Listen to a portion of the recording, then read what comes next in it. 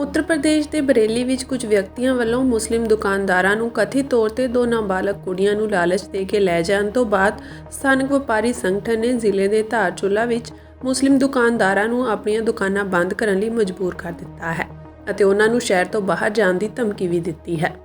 ਧਾਰਚੂਲਾ ਵਪਾਰੀ ਸੰਘ ਨੇ 91 ਵਪਾਰੀਆਂ ਦੀ ਮੈਂਬਰਸ਼ਿਪ ਰੱਦ ਕਰ ਦਿੱਤੀ ਹੈ, ਜਿਨ੍ਹਾਂ ਵਿੱਚੋਂ ਜ਼ਿਆਦਾਤਰ ਮੁਸਲਮਾਨ ਹਨ।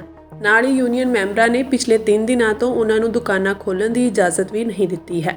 ਉਹਨਾਂ ਨੇ ਮਕਾਨ ਮਾਲਕਾਂ ਨੂੰ ਅਜਿਹੇ ਬਾਹਰੀ ਲੋਕਾਂ ਨੂੰ ਬਾਹਰ ਕੱਢਣ ਲਈ ਵੀ ਕਿਹਾ ਹੈ, ਪਰ ਪ੍ਰਸ਼ਾਸਨ ਨੇ ਕਿਹਾ ਹੈ ਕਿ ਜ਼ਿਲ੍ਹਾ ਹੈੱਡਕੁਆਰਟਰ ਪਿਥੌਰਾਗੜ੍ਹ ਤੋਂ ਲਗਭਗ 90 ਕਿਲੋਮੀਟਰ ਦੂਰ ਕਸਬੇ ਦੇ ਜਾਇਦਾਦ ਮਾਲਕਾਂ ਨੇ ਵਪਾਰੀ ਸੰਗਠਨ ਦੇ ਸੱਦੇ ਦਾ ਸਮਰਥਨ ਨਹੀਂ ਕੀਤਾ ਹੈ।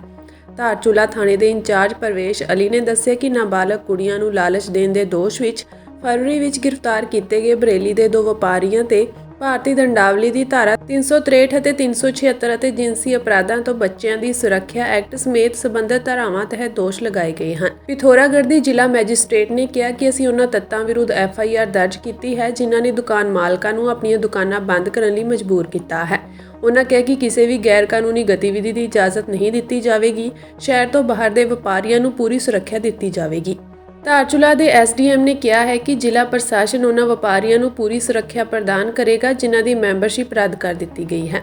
ਉਹਨਾਂ ਕਿਹਾ ਕਿ ਧਾਰਚੂਲਾ ਤੋਂ ਬਾਹਰ ਦੇ ਵਪਾਰੀਆਂ ਨੇ ਪਿਛਲੇ 3 ਦਿਨਾਂ ਤੋਂ ਆਪਣੀਆਂ ਦੁਕਾਨਾਂ ਬੰਦ ਕਰ ਰੱਖੀਆਂ ਹਨ। ਸ਼ਹਿਰ ਦੇ 600 ਤੋਂ ਵੱਧ ਵਪਾਰੀਆਂ ਦੀ ਨੁਮਾਇੰਦਗੀ ਕਰਨ ਵਾਲੀ ਧਾਰਚੂਲਾ ਟ੍ਰੇਡ ਐਸੋਸੀਏਸ਼ਨ ਨੇ ਸਿਰਫ ਸੂਬੇ ਦੇ ਵਪਾਰੀਆਂ ਨੂੰ ਮੈਂਬਰਸ਼ਿਪ ਦੇਣ ਦਾ ਫੈਸਲਾ ਕੀਤਾ ਹੈ।